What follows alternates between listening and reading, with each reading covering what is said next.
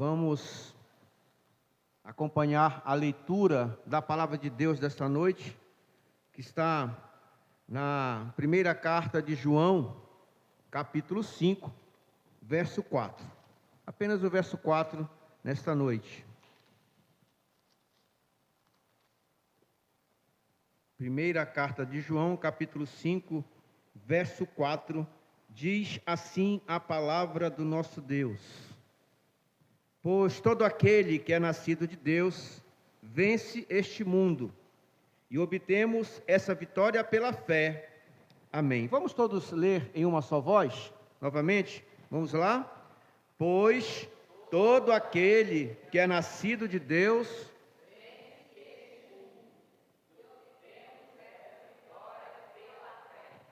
Amém. Que o Senhor confirme a oração da irmã Anália e que possamos ser edificados pela santa palavra de Deus. Irmãos, ser nascido de Deus significa ser regenerado. A regeneração é um ato particular de Deus, pelo qual Ele dá vitória, dá uma vida nova a um pecador e torna santa a vontade que governa a sua alma. O coração daqueles que são renascidos de Deus passa por uma mudança tão radical que eles se tornam novas criaturas e possuem uma opinião diferente quanto ao pecado, quanto ao mundo e quanto a Cristo e às Escrituras.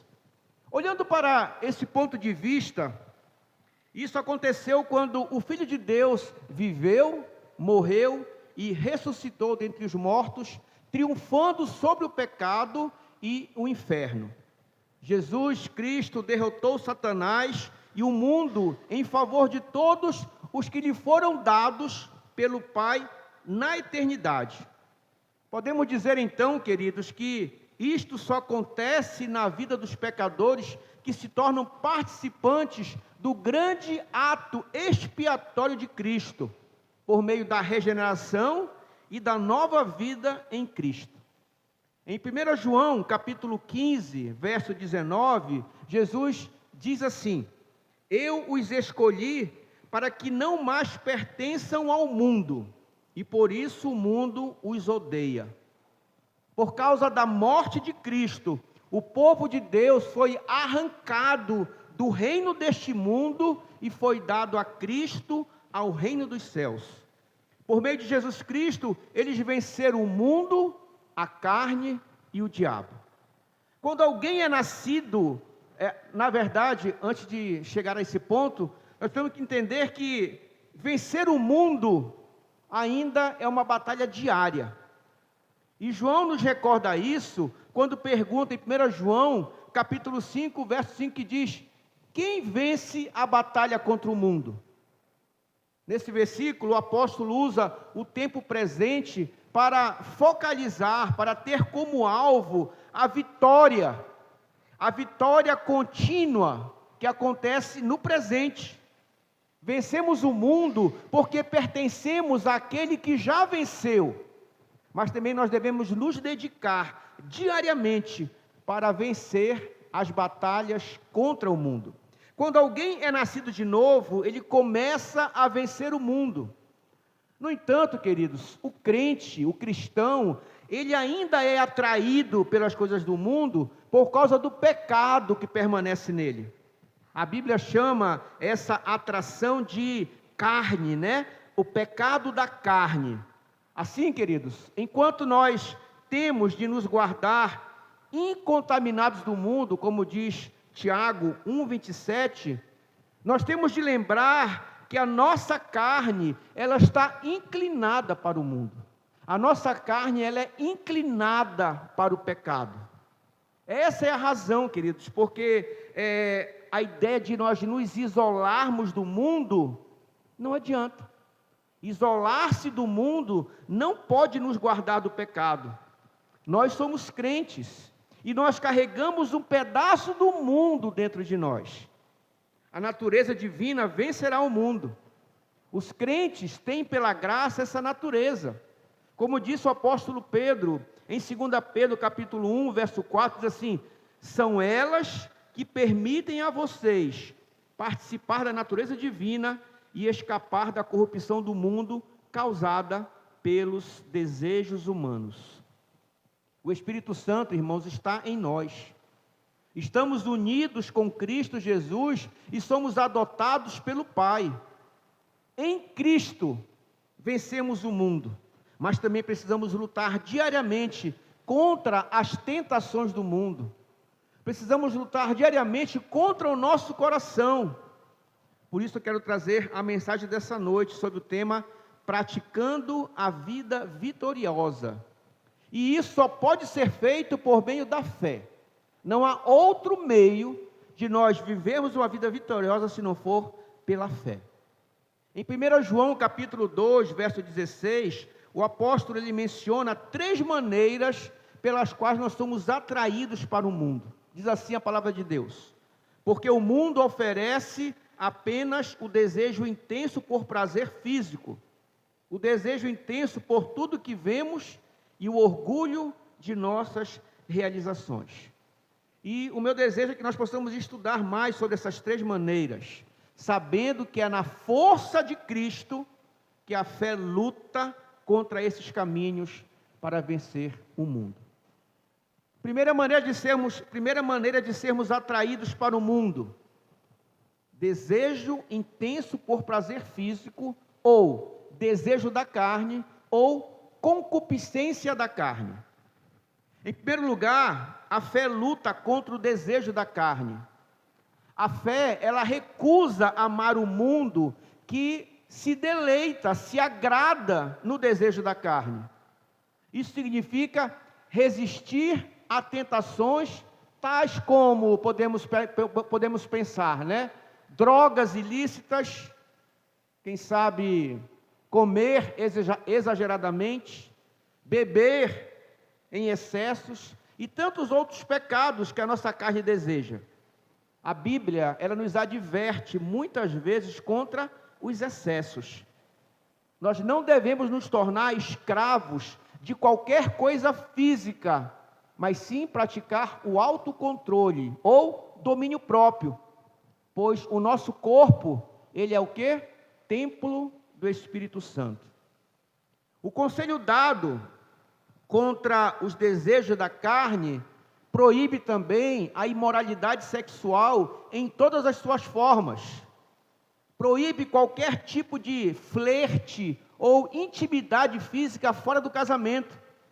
Deus ele colocou sabiamente a intimidade sexual dentro da santidade da união conjugal, dentro da santidade do casamento. Recusar-se a amar o mundo significa nos guardar e guardar aqueles que nós amamos de muitas coisas que o mundo oferece, que são malignas, que são feias. Por exemplo, músicas mundanas, festas mundanas, entretenimentos que não edificam, não trazem nenhum crescimento para nós, clubes, festas noturnas que, ao invés de nos edificar, despertam o desejo da nossa carne. Nós temos de perguntar, em referência a toda forma de diversão e de lazer, quando nós vamos fazer alguma coisa, nos divertir, nós podemos perguntar assim: eu posso orar por isso? Eu posso orar por isso que eu quero me divertir? Será que isso que eu quero fazer, essa diversão que eu quero fazer, glorifica a Deus? Ou apenas desperta o desejo da minha carne? Será que essa diversão que eu quero ter, ela passa no teste de Filipenses capítulo 4, verso 8, que diz que deve ser verdadeiro, justo, puro, amável e de boa fama? Será que se nós formos para uma festa do mundo, será que eu posso orar antes: Senhor, abençoa essa festa que eu vou? Um local onde vai haver consumo de bebidas, consumo de drogas muitas vezes, vai haver de repente adultério, vai haver fornicação, vai haver sensualidade. Será que eu posso orar por isso? Será que eu posso pedir que o Senhor abençoe uma festa dessa, uma diversão dessa? É isso que nós devemos pensar, quando nós pensarmos em nos divertir. Por quê? Porque a fé recusa amar este mundo perverso. Em vez disso, ela olha para Romanos capítulo 13, verso 14, que declara: em vez disso, revistam-se do Senhor Jesus Cristo, e não fiquem imaginando formas de satisfazer seus desejos pecaminosos. Todos nós precisamos nos esforçar para conhecer o nosso próprio coração, as suas fraquezas em relação a determinados desejos da carne. Porque nós, ainda crentes, nós temos desejo, a nossa carne anseia por alguma coisa. E nós temos que ter discernimento e conhecer o nosso próprio coração. Segunda maneira de sermos atraídos para o mundo: o desejo intenso por tudo que vemos, ou desejo dos olhos, ou concupiscência dos olhos. Em segundo lugar, então, a fé luta contra o desejo dos olhos. Satanás, ele trabalha intensamente para chamar a atenção dos nossos olhos para os prazeres do mundo. Assim como ele tentou nossos primeiros pais e levá-los a acreditarem que o Criador, que Deus, estava sendo, de certa forma, severo e inflexível, Satanás também faz isso. Ele cochicha nos nossos ouvidos. Ele talvez diga assim nos nossos ouvidos assim, quando foi que Deus disse que você não pode assistir filmes ou novelas que quebram frequentemente os teus mandamentos? Na verdade, Satanás vai dizer assim, ele não quer que você saiba o que está acontecendo no mundo. Somente um Deus legalista e duro negaria isso a você. É isso que o inimigo cochicha nos nossos ouvidos para nos trazer confusão, para nos trazer dúvidas. Satanás, ele usa essas mentiras desde o paraíso. Ele sabe que o seu tempo é curto. Por isso, fará tudo o que puder para nos convencer a olhar para as tentações e para os prazeres do mundo. Talvez ele use até um amigo para te iludir, como usou Eva, para tentar Adão. Lembre que Satanás, ele é um mestre na arte do engano. E ele até se disfarça para você de um amigo. Hoje, Satanás torna esse fruto ainda mais tentador, nos permitindo vê-lo na privacidade até do nosso lar, em vídeos, em filmes, na internet. Nós temos que dizer não, irmãos, a todas as formas de diversão que ensinam que o homem está no controle do mundo e que torna atraente o pecado. Essas diversões fazem o adultério parecer algo normal, algo comum, algo contextual. Faz o pecado parecer uma coisa tão simples, que não tem problema nenhum eu cometer um pecadozinho. Deus perdoa. De repente transforma o assassinato em algo emocionante. Vocês já perceberam que quando acontece às vezes uma coisa de assassinato, todo mundo fica querendo saber o que aconteceu, como foi? Fulano morreu assassinado, quantos tiros, quantas facadas? É algo parece que torna emocionante na gente. O profano, que aquilo que não é santo, é a linguagem do dia a dia. Palavrões, palavras chulas, expressões totalmente vulgares. Nós não podemos dedicar a nossa energia a isso, a essas coisas. Pois o apóstolo Paulo admitiu em Romanos 7, versos 18 e 19, ele diz assim: e eu sei que em mim, isto é, na minha natureza humana, não há nada de bom, pois quero fazer o que é certo, mas não consigo. Quero fazer o bem, mas não faço. Não quero fazer o que é errado, mas ainda assim faço. Irmão, nós devemos livrar nossos lares do que é impuro, de revistas, de livros que não edificam, de novelas que são desprezíveis, de tudo que vai contra os 10 mandamentos, de tudo que vai contra a lei de Deus. Como é que nós podemos rogar ao Senhor que não nos deixe cair em tentação, enquanto nós continuamos a brincar com a tentação? Senhor, não me deixe cair em tentação, mas eu saio de casa, eu vou direto para a tentação. Adianta eu orar? Como nos adverte Tiago, no capítulo 1, verso 14 e 15, diz assim: a tentação vem de nossos próprios desejos, que nos seduzem e nos arrastam. Esses desejos dão à luz o pecado, e quando o pecado se desenvolve plenamente, gera morte. O salário de todo pecado é a morte. Fuja, irmãos, fujam do desejo dos seus olhos. Pratique o que nós chamamos de autorrenúncia. Renuncie o pecado, renuncie os prazeres. Siga Paulo quando ele diz em Atos 24:16, por isso, procuro sempre manter a consciência limpa diante de Deus e dos homens. A nossa consciência está limpa diante de Deus e dos homens? Terceira maneira de sermos atraídos para o mundo: o orgulho de nossas realizações ou soberba da vida. Em terceiro lugar, a fé, ela luta contra a soberba da vida. Irmãos, o quanto é predominante a soberba em nossos corações?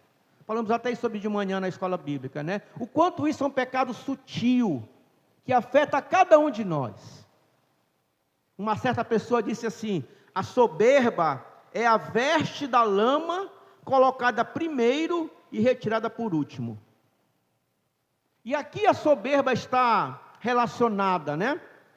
A soberba está relacionada ao orgulho. Primeiro, orgulho de nós mesmos, orgulho das nossas realizações. Irmãos, nós somos cheios de desejo por autossatisfação, autorrealização. Nós vivemos cheios de nós mesmos. Nós temos um nível de avaliação particular muito alto. Nós nos achamos muita coisa. Nós nos exaltamos, nossa sabedoria. Nós nos exaltamos as nossas realizações. Nossa, eu fiz aquilo. Eu sou muito inteligente, por isso consegui realizar aquilo. Orgulho de nós mesmos, das nossas realizações. Segundo, orgulho em desafiar a providência de Deus.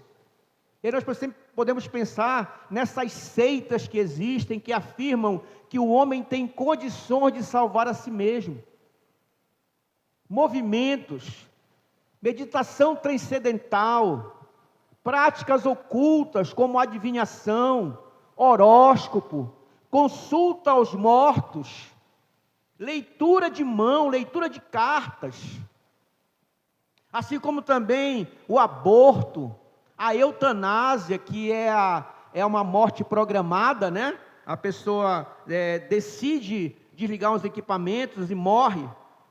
Ou o controle da natalidade, que são, tudo isso, irmãos, são tentativas de manipular e destruir a vida, que querem se intrometer e roubar o papel da providência de Deus. Outro orgulho também que nós devemos ter cuidado e que podem nos levar a ser atraídos pelo mundo, é o orgulho em idolatrar, idolatria, adoração, idolatria a atores de filmes, né? Atores de novelas, adoração a cantores. Tem gente que um cantor vai cantar a 500 km de distância. Nossa, eu rodo 500 km para assistir o show do cidadão. Idolatria. Idolatria a jogadores de futebol, a líderes de governos, figuras populares e infelizmente, idolatria até pastores também. Mas João condena toda a idolatria humana e define a idolatria como soberba da vida. Outro orgulho também que nos leva a nós sermos atraídos pelo mundo é o orgulho do materialismo. Amar o que nós temos, tais como a nossa casa, nosso carro, nossas roupas, os nossos bens, o nosso trabalho. Amamos isso mais do que a Deus. E quando fazemos isso é idolatria.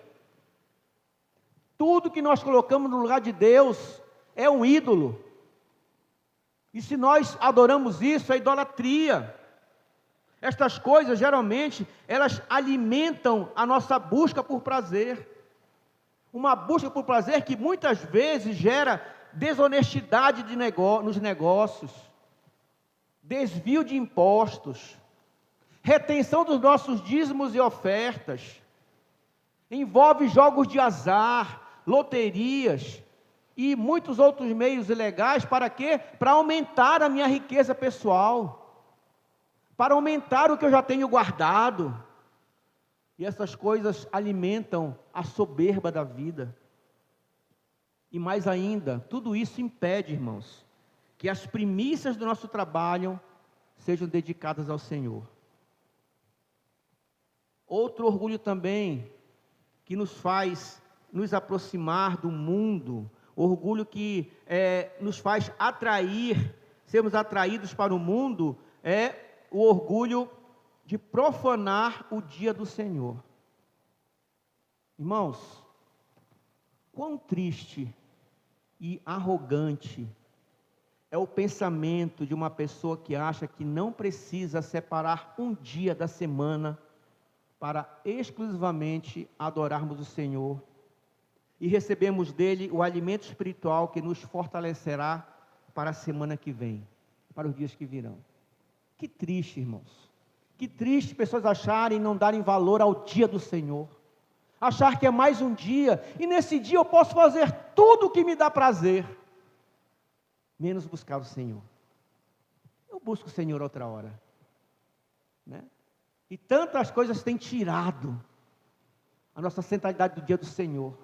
Temos trocado por muitas coisas. Falamos de manhã também aqui por muitas coisas que às vezes nós trocamos o dia do Senhor, trocamos vir à casa do Senhor. Não se orgulhe por profanar o dia do Senhor. O dia do Senhor é santo. E quando você não cumpre esse dia santo, você está profanando esse dia. Por outro lado, irmãos, a fé luta contra esses caminhos que levam para o mundanismo. A fé, ela nos ajuda de várias maneiras a alcançar vitória sobre todo o poder sutil do mundanismo, tanto externo como interno. Tanto o mundanismo lá de fora, como o mundanismo que existe dentro de nós. E a pergunta é: de que maneiras a fé me ajuda a lutar contra esses caminhos do mundanismo?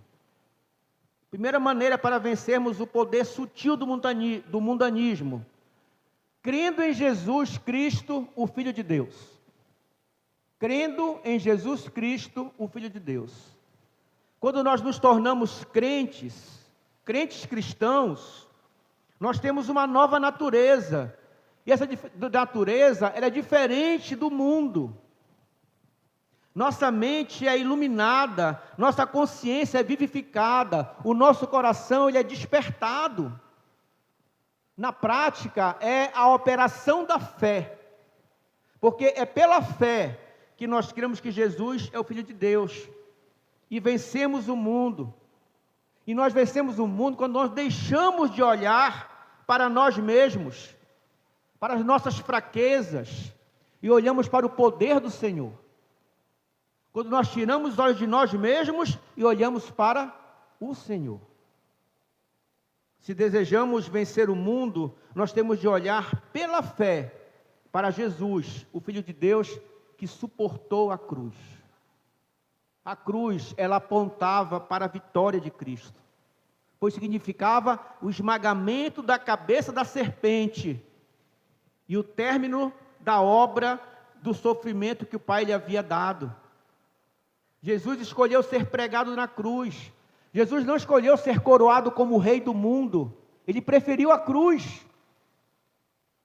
Porém, naquelas terríveis horas na cruz, o mundo estava prostrado aos seus pés. Ainda que ele estivesse preso na cruz, o mundo todo estava prostrado aos pés do nosso Senhor Jesus Cristo. A vitória de Jesus na cruz foi por você, meu irmão. Foi por mim e foi por você. A cruz é também o seu caminho de glória. Quando você estiver diante da tentação do mundo, faça uma pergunta para você mesmo. Será que vale a pena praticar essa grande impiedade contra o meu Senhor? Pecarei contra a sua cruz? Irmãos, se nós parássemos para fazer perguntas, mais perguntas para nós mesmos no nosso dia a dia, talvez a gente pudesse vigiar mais. Se cada ato que nós fôssemos fazer, cada pensamento que fôssemos ter, cada sentimento que tivéssemos no coração, cada reação, nós parássemos para perguntar se agrada ao Senhor. Se quando nós desejamos pecar, nós perguntássemos, será que vale a pena pecar contra o meu Senhor? Será que vale a pena pecar contra a cruz de Cristo? E quando você fizer essa pergunta, logo em seguida, você pode fazer como Paulo fez e confessar, como diz Gálatas capítulo 6, verso 14. Paulo diz assim: quanto a mim, que eu jamais me glorie em qualquer coisa, a não ser na cruz de nosso Senhor Jesus Cristo. Por causa dessa cruz, meu interesse nesse mundo foi crucificado, e o interesse do mundo em mim também morreu. Se você quer vencer o mundo, precisa olhar para Jesus, o Filho de Deus, como o intercessor todo-poderoso, aquele que é o nosso advogado, o verdadeiro Deus de verdadeiro Deus. Tudo que você precisa, irmãos, para a sua luta contra os principados e potestades do mundo, está em Cristo. Você é mais do que vencedor por meio daquele que tanto o amou e que morreu em seu lugar. A fé produz vitória sobre os poderes deste mundo, porque ela nos capacita a buscar os recursos de Cristo.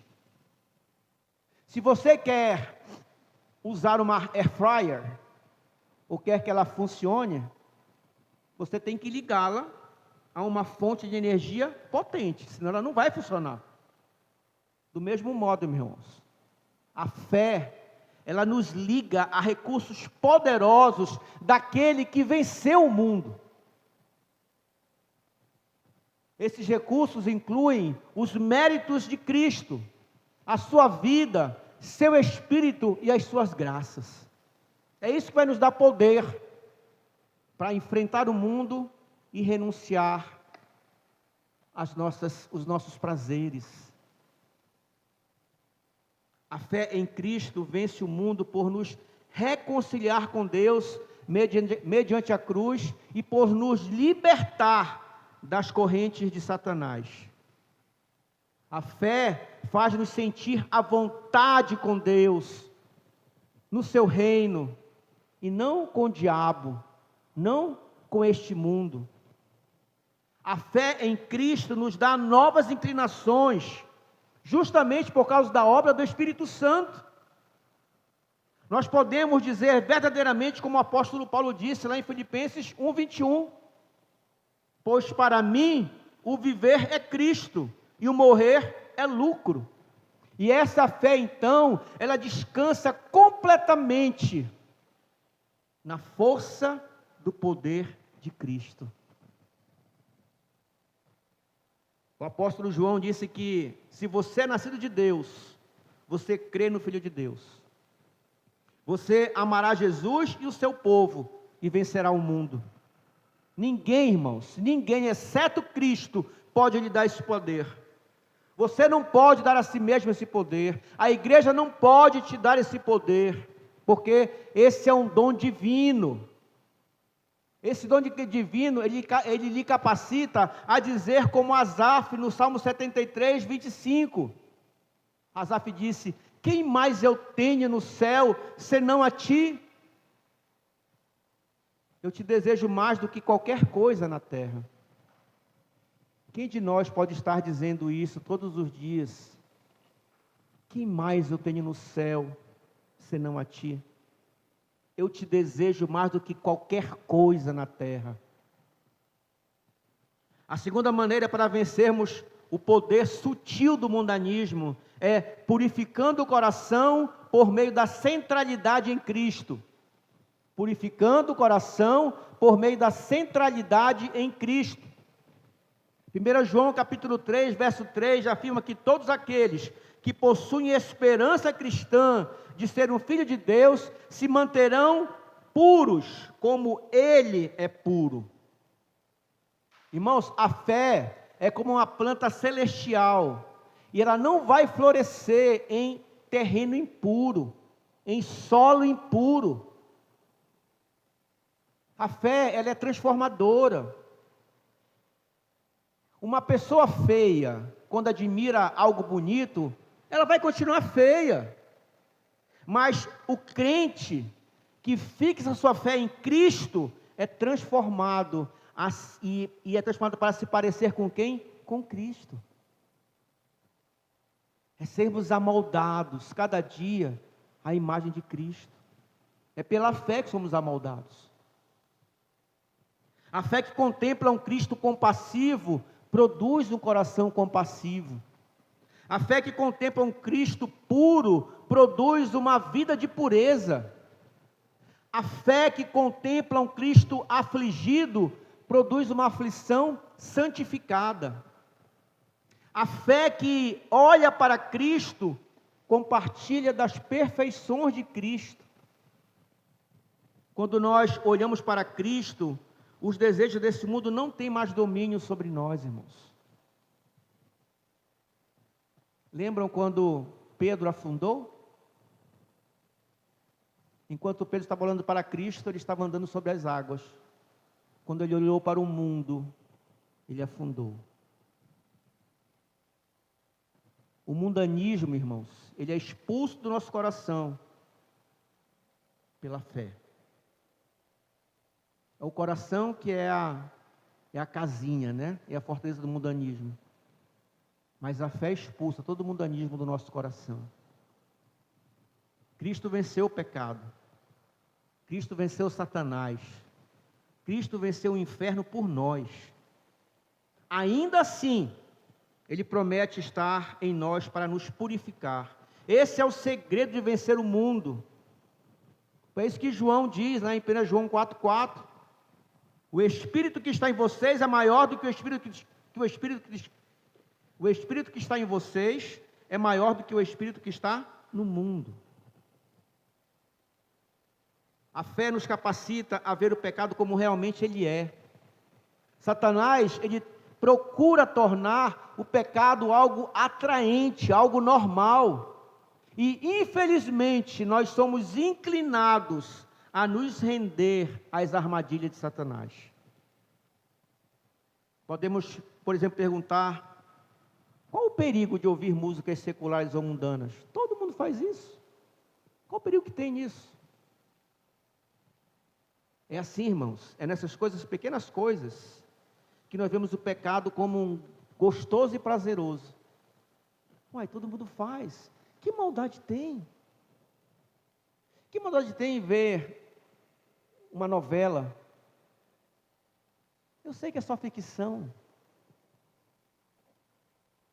Que maldade tem em ver um filme sensual? Eu sei que é só filme. Que maldade tem? E sutilmente, Satanás vai contaminando nosso coração. A fé, ela vê a feiura do pecado sem fantasias, sem máscaras. Quando nós estamos com a fé fortalecida, nós percebemos o pecado como ele é, sem máscaras, para nós acharmos bonitinho. Sem dúvida, haverá ocasiões em que o mundo parece estar nos vencendo. Ainda que nós lutemos e o mundo parece que está nos vencendo. Haverá ocasiões em que esqueceremos que temos vencido a nossa carne mundana por meio de Cristo. Há ocasiões em que falharemos em viver na liberdade que nos foi concedida pela fé. Isso ocorre conosco, irmãos. Ocorre porque nós fomos libertos da escravidão do mundo por meio de Cristo. Mas só conseguiremos viver como pessoas livres somente se nós resistirmos às tentações, às seduções do mundo. Nós precisamos resistir, porque senão continuaremos escravos do pecado, escravos do mundo. E a única maneira de nós fazermos isso é se nós dissermos ao mundo pela fé: tudo o que você me oferece é vaidade passageira. Eu pertenço ao Rei dos Reis, aquele que triunfou. Ele me dá alegrias consistentes e prazeres duradouros. Ele me prendeu à sua presença, ao seu serviço como servo voluntário. Quando nós conseguimos falar isso, nós estaremos vencendo os prazeres desse mundo. Mas quando nós falhamos em viver de acordo com essa compreensão de vitória, nós precisamos ser relembrados das palavras do Salvador, lá em João 16:33, que diz: aqui no mundo vocês terão aflições, mas animem-se, pois eu venci o mundo. Terceira maneira para vencermos o poder sutil do mundanismo: vivendo de acordo com o que agrada a Deus. Vivendo de acordo com o que agrada a Deus. Pela fé, irmãos, nós sentimos o prazer no que agrada a Deus. Temos alegria no que alegra a Deus. E à medida que a nossa fé se torna mais forte, ela despreza o mundo cada vez mais. E assim então nós passamos a obedecer os mandamentos de Deus. E aqui, quando eu falo aos mandamentos, eu não estou me referindo apenas aos 10 mandamentos, mas a toda a ordem de Deus. O apóstolo João, em 1 João 5, versos 3 e 4, diz assim: amar a Deus significa obedecer a seus mandamentos, pois todo aquele que é nascido de Deus vence o mundo. O mundo, queridos, ele tem os seus mandamentos. O mundo tem suas leis. E alguns desses mandamentos do mundo são obter riqueza, fama, posição social, poder nesse mundo, poder secular, prazer humano. Mas, irmãos, Jesus não desejou nada disso para si e nem para nenhum de nós. Ele venceu o mundo porque ele obedeceu os mandamentos de Deus. Ele venceu o mundo porque ele amou a Deus acima de todas as coisas. E ele amou o próximo como a si mesmo. Esse deve ser o alvo de todos que são nascidos de Deus. Devem desejar obedecer aos mandamentos de Deus. E se nós guardarmos os mandamentos de Deus, nós venceremos o mundo. É uma consequência garantida pela palavra de Deus. Não sou eu que estou falando, é a palavra de Deus que diz: pois todo aquele que nasceu de Deus vence este mundo.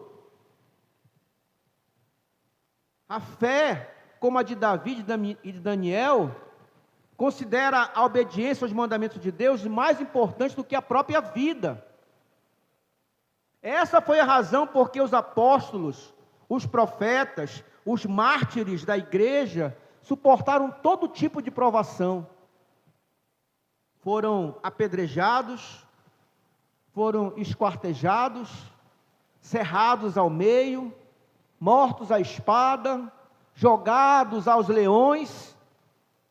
Porém, nenhuma dessas coisas, nenhuma dessas situações lhes roubou a fé. Pelo contrário, eles se alegraram com o fato de que foram considerados dignos de sofrer por Cristo. Quando o agradar a Deus se torna mais importante do que agradar as pessoas, o crente vence o seu amor pela honra própria, pelas riquezas, pelos prazeres, diversões e pela amizade com o mundo. Nós não podemos ser amigos do mundo, irmãos. A Bíblia diz que aquele que é amigo do mundo é inimigo de Deus. Crente não pode ser amigo do mundo. E aqui, amigo do mundo é amigo das coisas perversas do mundo. A fé, ela prepara o crente para a submissão diante das perdas, para a renúncia de si mesmo e para suportar aflições por amor a Cristo.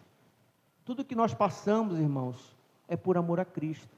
E a fé nos ajuda, nos submete a essas questões. Irmãos, a fé se recusa a chamar o mal de bem e o bem de mal. A fé destrói os encantos desse mundo. Ela vê o mundo como realmente ele é. De maneira que o controle do mundo, então, é quebrado. Quando eu fortaleço a minha fé e vejo o mundo como ele é, o poder dele sobre mim é quebrado. Porque o que vai ter poder em mim é a fé. É a palavra de Deus. É a vontade de Deus. A fé também vê o destino final que está preparado para o mundanismo. Deus, ele amaldiçoa, ele odeia o mundanismo. Os melhores prazeres do mundo são passageiros. Tal como a brisa da manhã, que quando o sol esquenta, ela some. Irmãos, o mundo aqui para nós é só passagem. Não é nossa herança. Nossa herança não está aqui. O nosso lugar não é aqui.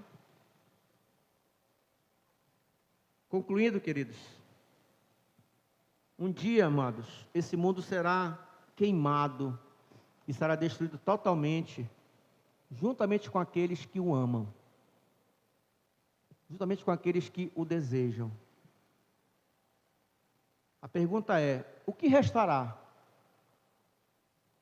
quando desaparecerem todos os prazeres ilícitos pelos quais as pessoas vendem sua alma, arruinam a sua família, mancham a sua reputação? O que vai restar? Dá para eu pensar nisso? O que vai restar? Faço tudo o que eu quero de ilícito. Destruo a minha vida. Destruo a minha família. O que vai restar? No dia do juízo, o que vai restar? Sabe qual é a resposta? Nada. O que vai restar? Apenas poeira, cinzas e a ira de Deus. Como disse o pregador Charles Spurgeon, se você ganhasse todo mundo, não teria nada depois que a tampa do seu caixão fosse lacrada, exceto a poeira do sepulcro em sua boca. A fé, ela percebe que o mundo é indigno de nossa atenção. Ela vê que o mundo nunca dá o que ele promete. O mundo é mentiroso, irmãos.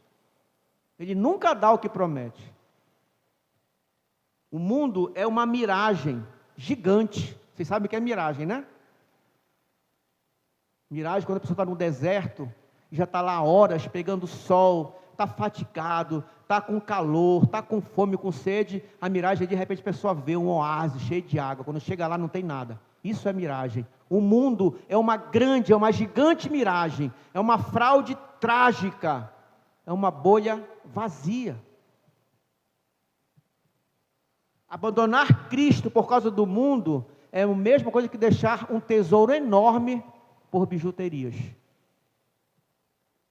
É a mesma coisa que trocar a eternidade por momentos, segundos. É trocar a realidade pela escuridão, pela incerteza. A fé entende que há prazeres maiores que podem ser desfrutados quando nós abandonamos o pecado.